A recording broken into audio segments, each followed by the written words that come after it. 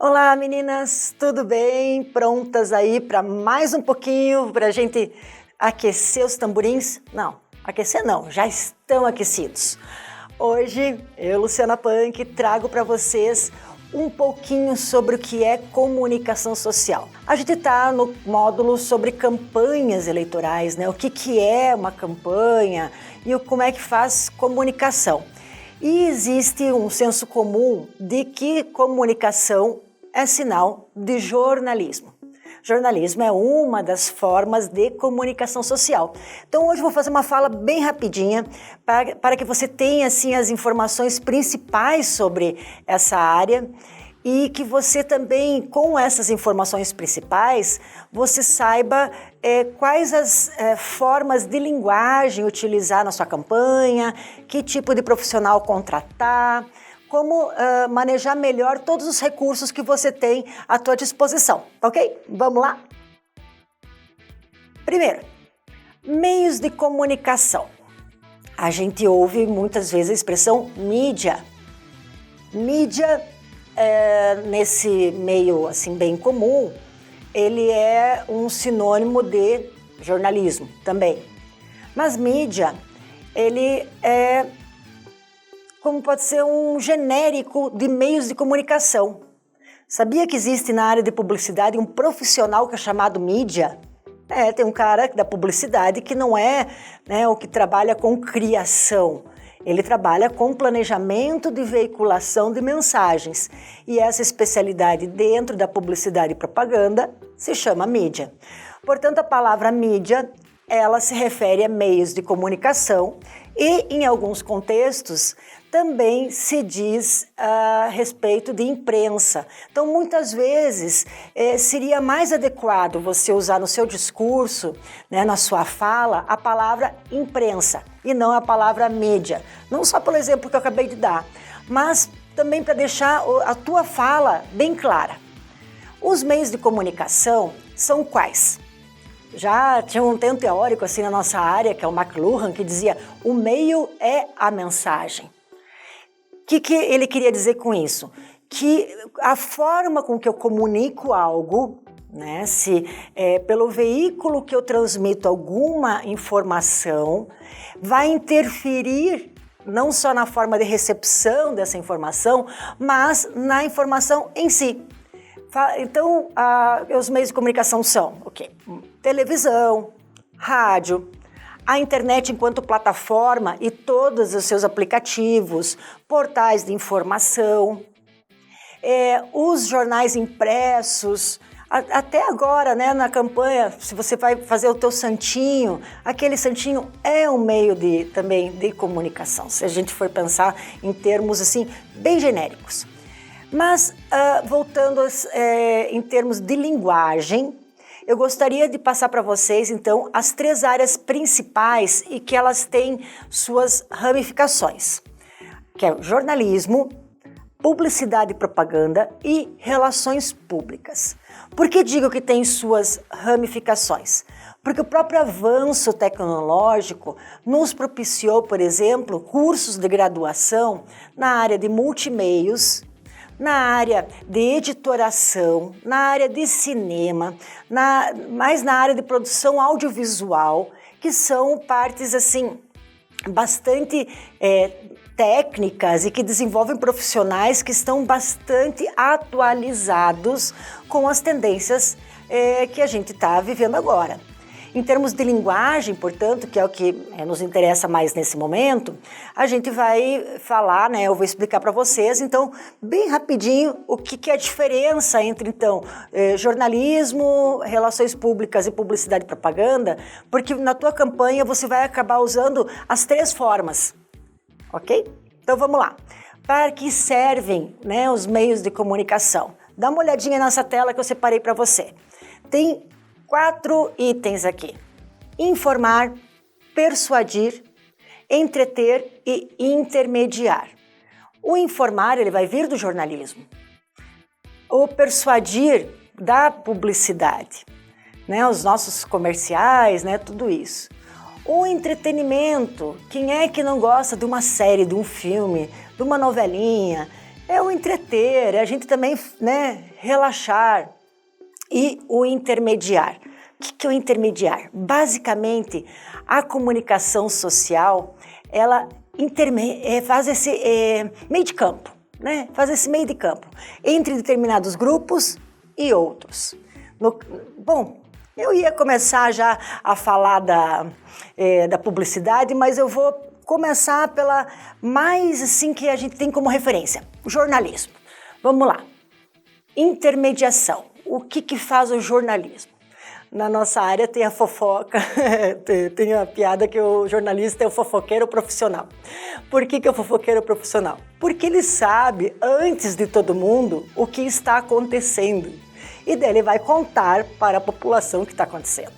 A forma com que ele conta o que está acontecendo tem, então, técnicas específicas de jornalismo. Ele não pode simplesmente fazer fofoca. Então isso é, né, uma brincadeira, não é verdade.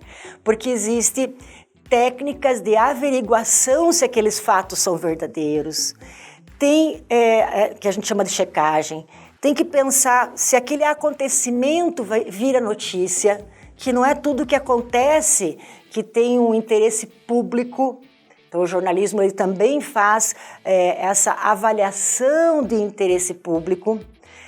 Um jornalista ele trabalha com um conceito de credibilidade, assim como a empresa jornalística. Porque se essa pessoa perde a credibilidade, que significa o quê? Não dá para escutar esse jornalista porque o que ele fala não tem fundamento. O cara perde a base do trabalho dele. Portanto, se a gente precisa ter certeza de uma informação, é fundamental buscar as informações que vêm de fontes jornalísticas, assim, confiáveis, porque essa pessoa ela vai ter esse princípio da credibilidade, vai ter técnicas para checar se essa informação é verdadeira ou não. Os formatos, então, do jornalismo, eles são veiculados, né, em rádio, no jornal, né, da TV, no impresso, em portais. E eu fiz um materialzinho para vocês sobre essa parte de linguagem. Então vocês podem dar uma olhadinha aí no livro para vocês entenderem um pouquinho mais. Porque não é aleatório como a reportagem é escrita e também não é aleatório as fontes, né, os recortes. E tudo isso é com técnicas. O jornalista ele tem uma ética na busca da informação. Passando para o próximo. Relações públicas. Gurias, você não tem ideia da importância de uma área de relações públicas. Dá uma olhadinha nessa tela que eu preparei aqui. As relações públicas tratam exatamente dessa expressão, relacionamentos com públicos. Vai cuidar da tua reputação, tua, né, do partido, da instituição que você trabalha, não só em momento de campanha. Pensar da comunicação como um todo significa pensar estrategicamente com esse viés aqui de uma linguagem que é institucional, porque vai defender a candidata, o partido, etc., mas de fortalecer, constituir relacionamentos. O que isso quer dizer? Vou dar um exemplo. Comercial. A determinada construtora estava, né, construindo um prédio e aquilo dava o quê? Sujeira, dava barulho, era uma confusão para toda a vizinhança. Por um lado gerava empregos, por outro lado para quem já morava lá atrapalhava. O que fez de ações de relações públicas essa empresa? Entrou em contato com os vizinhos, mandou, né, uma xícara, uma caneca para esses vizinhos, com uma carta, pedindo desculpas pelos transtornos, mas que seria provisório e que eles estavam à disposição para o que precisasse. Essa é uma ação de relações públicas. Mostram para as pessoas que estão preocupadas com elas, que essas pessoas importam. Como é que você vai fazer isso na tua campanha? É mandar uma mensagem, você sabe de repente que alguém que é teu apoiador, tua apoiadora, tá com alguém doente na família, manda uma mensagem, como é que a pessoa tá? Ou se você convida uma pessoa para determinada coisa, você vai o quê? Ciceronear a pessoa, vai atender, vai chamar alguém para fazer isso. Isso é um trabalho de relações públicas. E se constrói enquanto política, né, de uma empresa, de uma instituição e também tua, porque você não precisa fazer isso com uma necessidade, assim, o que eu vou ganhar com isso? Mas tem a ver com a sua reputação e com o seu capital político. Então as pessoas já sabem, opa, fulana é atenciosa, ela responde uma mensagem minha, ela manda uma mensagem perguntando como eu tô, ela sabe que está acontecendo tal coisa e, né, se preocupou com isso, ou você tomou uma iniciativa, por exemplo, de compartilhar material sobre a tua área com outras pessoas de uma maneira voluntária. Então você construiu vínculos com essas pessoas, né, até de uma forma não necessariamente tão pública, que é o que eu vou falar agora, que é publicidade e propaganda, mas que dentro desses grupos ficou algo consolidado. Então, relações públicas tem muito a ver com essa organização do fluxo de comunicação. Isso, assim, é primordial, porque a comunicação interna de qualquer equipe, ela tem que fluir e quem vai organizar são as relações públicas no sentido de que todo mundo esteja informado, quais são os protocolos, como que é o procedimento, que as pessoas se sintam comprometidas, engajadas na sua campanha, que todo mundo se sinta importante na tua campanha, não assim alguém descartável. Isso é fundamental, porque nós lidamos com seres humanos, todo mundo gosta de se sentir importante, se sentir valorizado. E as relações públicas, então, estudam técnicas para construir, consolidar reputações, para que essas reputações elas estejam cada vez mais sólidas, cada vez mais brilhantes e que você vá acrescentando realmente conteúdo ao trabalho que você já faz. O próximo tópico, então, publicidade e propaganda. Muito bem, publicidade, aquele, né, bom e velho comercial já resume, né? Tá assistindo o teu jornal, a novela, uma série, tem aquela interrupção para uma venda de produtos. Também tem, às vezes, né, para uma propaganda partidária ou para a propaganda eleitoral. Qual que vai ser a diferença, né, entre publicidade e propaganda? Olha, eu gostaria de me ater mais à similaridade. Já chego na diferença. A similaridade é persuadir. Enquanto no jornalismo se trata com informação teoricamente imparcial, nas relações públicas é algo institucional, ele é parcial, né, mas ele é institucional, ele trabalha com informação institucional. Na publicidade e propaganda, a linguagem é persuasiva, é emocional, ainda que venha com conteúdo, você vai ver que eu vou recomendar para você que você produza conteúdos, é para realmente enganchar a pessoa, é para seduzir e é para vender uma ideia explicitamente, não necessariamente um produto. Então dá uma olhadinha aqui nesse gráfico aqui que eu fiz para vocês. Vamos lá, as funções da publicidade e a linguagem. Então, como eu falei, persuadir. Segundo, trabalha com multiplataforma.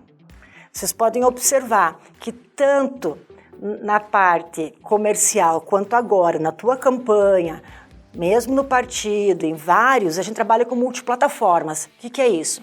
Vai ter um aplicativo, por exemplo, vai ter algo acontecendo em rádio, vai ter algo acontecendo em TV, vai ter alguma rede social digital. Então são vários conteúdos que acontecem com formatos diferentes. Isso significa multiplataforma. Há uma tendência para horizontalização dessa comunicação e não ser algo totalmente vertical, tá? Essa é uma recomendação que eu faço para você já. Depois, a publicidade e propaganda é estratégica. A gente vai usar palavras-chave.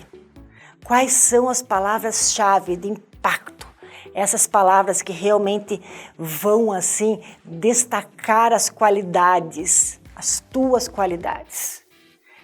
Olha, eu se fosse você não perderia a aula que eu vou dar sobre isso, tá? Porque a gente vai trabalhar exatamente com o seu conceito de campanha.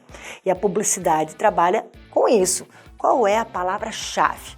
E vai repetir essa palavra-chave. Outro ponto, ação com públicos dirigidos ou gerais. Mas que tipo de ação? Você pode pensar, mas relações públicas também faz isso, né? Sim, faz, porque trabalham em conjunto. A diferença aqui é que a publicidade ela é explícita. É quando você vai estar realmente com a tua campanha na rua, você assume a sua candidatura. Aí é o teu trabalho de eu sou candidata, assumir como candidata e então ele vai, as nossas comunicações, né? Tudo que a gente for veicular vai estar explicitamente dizendo essa mensagem repetidamente.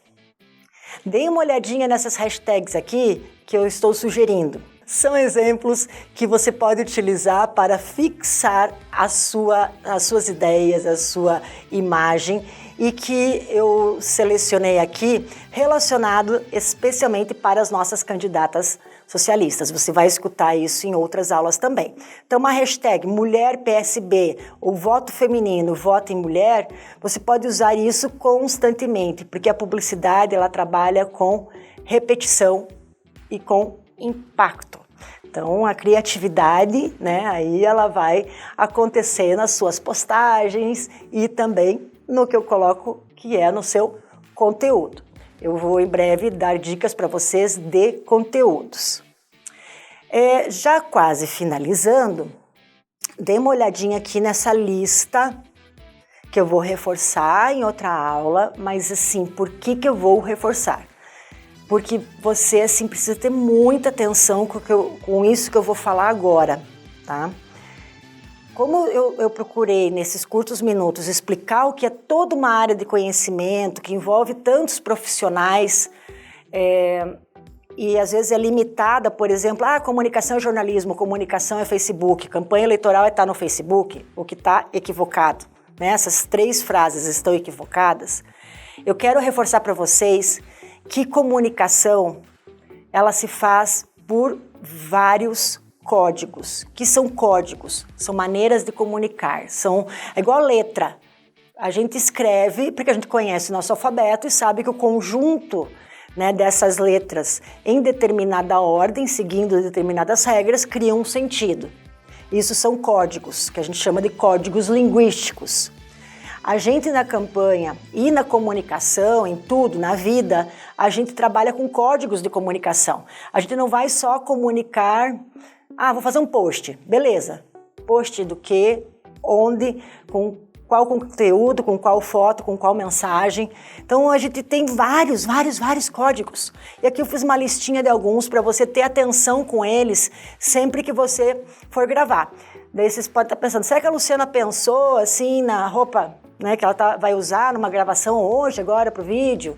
Sim, a Luciana pensou, o PSB pensou. Tem toda uma estrutura, tem toda uma equipe aqui por trás que o partido está investindo em vocês, né, para que vocês estejam capacitadas, não é? Então o fato, por exemplo, a Luciana está usando o vermelho agora para falar, né, de mulheres socialistas. Opa, o que comunica o vermelho? O óculos. Nossa, então será que então ela é mais séria? É mais intelectual? O que a Luciana comunica? Daí você se olha enquanto os teus posts. O que você comunica?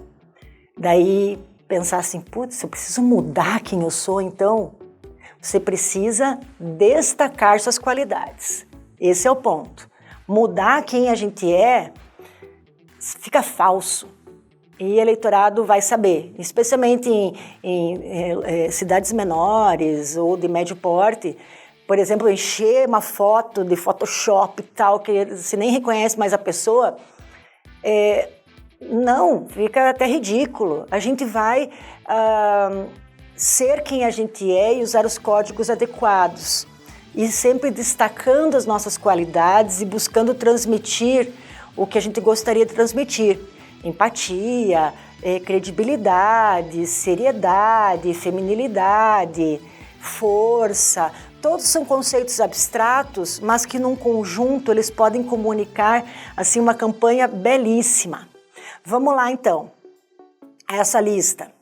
os códigos, o texto em si, o que você vai escrever, a imagem que estará ali, seja foto ou imagem em movimento no caso de vídeo. Eu vou detalhar isso no próximo vídeo. Vestuário, né, que roupa você usa e como você está usando. Não precisa se transformar.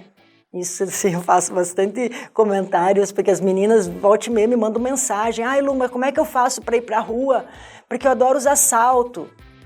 Beleza, se você adora usar salto, use o salto num momento confortável, mas se você vai para a rua conversar com as pessoas, talvez o salto te atrapalhe, né? Você pode virar o pé e tal, a menos que você se sinta absolutamente confortável andando para lá e para cá de salto, que não vai te machucar. Então a gente precisa juntar essas coisas. Ou mulheres, como eu, em geral eu uso sapato baixo ou pouco salto. Já aconteceu de ir em eventos super formais e tal, e eu coloco um pouquinho de salto, etc., enquanto vejo muita gente com muito salto, né? Uma super mega produção. Mas não seria eu se eu fizesse aquilo, sabe? Espero que vocês entendam. Se a gente já tem um capital político, a gente não vai perder a credibilidade por manter quem a gente é. Porque, por exemplo, nesses eventos que é todo mundo muito arrumado e eu, não que eu não fosse arrumada, mas eu não colocava um saltão fino, porque não sou eu. Primeiro que aparece uma pata andando.